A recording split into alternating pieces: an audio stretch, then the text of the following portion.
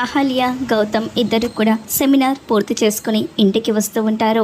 అహల్య ఇక కార్లో కూర్చొని రిలాక్స్ అవుతూ ఉంటుంది. ఇంతలో అదితి వాళ్ళ అమ్మగారు ఒక రౌడీకి ఫోన్ చేసి మాట్లాడుతూ ఉంటుంది.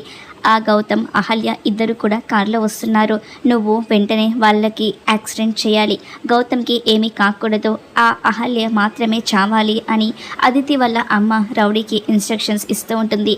అలానే అని అతను చెప్తూ ఉంటాడు. ఇక ఈ రోజుతో అహల్య పీడ వదిలిపోతుంది, నా కూతుర్ని గౌతమ్ పెళ్లి చేసుకుంటాడు అని అదితి వాళ్ళ అమ్మగారు అనుకుంటూ ఉంటారు. ఇక అహల్య, గౌతమ్ ఇద్దరు కూడా కార్లో వస్తూ ఉంటారు.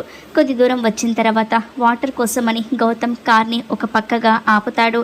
గౌతమ్ వెళ్ళి ఇక షాప్లో వాటర్ బాటిల్ అడిగి తీసుకుంటూ ఉంటాడు.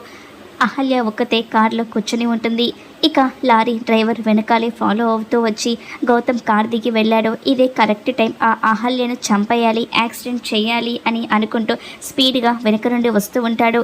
గౌతమ్ వాటర్ బాటిల్ తీసుకొని ఇక మెల్లగా నడుచుకుంటూ ఎదురుగా చూస్తూ ఉంటాడు. కార్లో ఉన్న అహల్య గౌతమ్కి రా అని సైగలు చేస్తూ ఉంటుంది. వెనకాల ఇక ఆ రౌడీ వేగంగా వచ్చి అహల్య ఉన్న కార్ని గుద్దుతూ ఉంటే గౌతమ్ అహల్య అని గట్టిగా అరుస్తూ ఉంటాడు. ఇక మరి రాబోయే ఎపిసోడ్లో ఏం జరుగుతుందో చూద్దాం.